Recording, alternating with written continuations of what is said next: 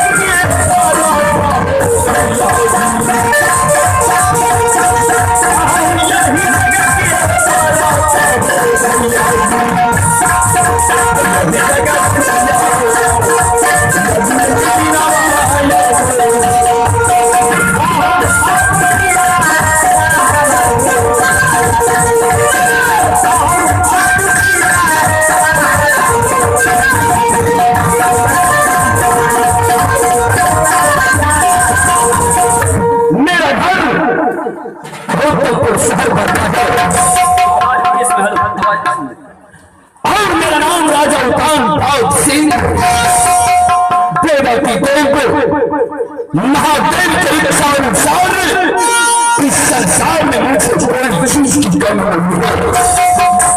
ये हजार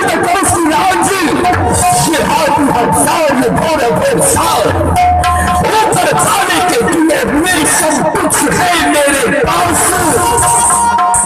ये धन, ये दौलत, ये शान, ये शौकत, सब कुछ है मेरे पास।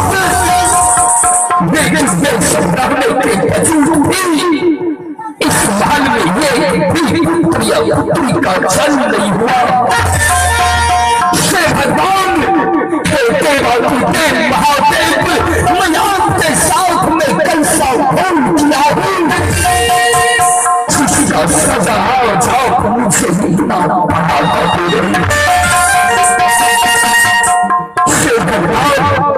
मैं सोचता हूँ कि आज इस रात से जब मैं गुजर जाऊंगा तो मेरे गुजर जाने